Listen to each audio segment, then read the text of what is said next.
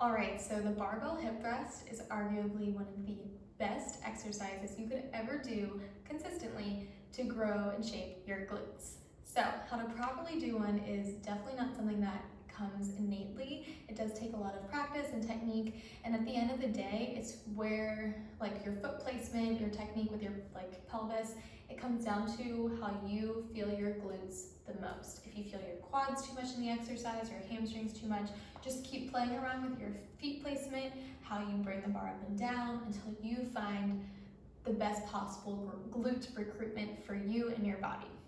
So the first thing you're gonna wanna do is find a bench that's at least 12 to 14 inches high.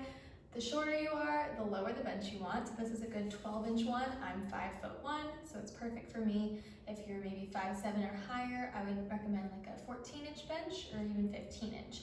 The standard benches you see at the gym are usually a little bit too high, so if you're gonna use one of those, I would recommend putting your feet on top of some thick 45-pound plates as well to take out some of that range of motion. Then from here, I have 45-pound plates on, but feel free to use Olympic plates as light as like 10 pounds on each side if you're just beginning.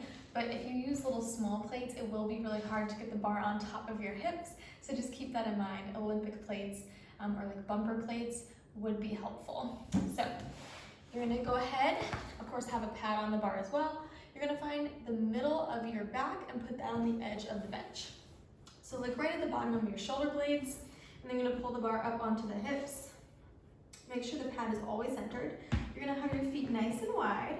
This is where I prefer to have them, but if you do feel your glutes in more of a narrower stance, feel free to go there. I like my toes slightly out. And from here, you can take a big inhale.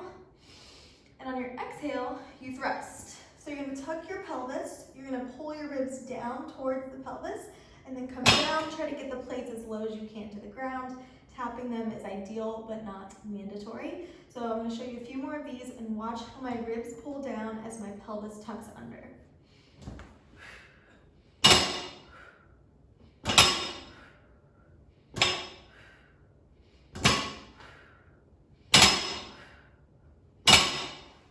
I'm also looking straight ahead, my chin is tucked.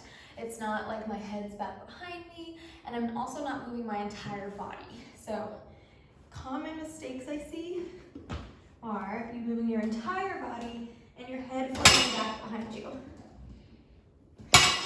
What that's gonna do is hurt your neck. You're not gonna get much glute recruitment. You might even feel more quads.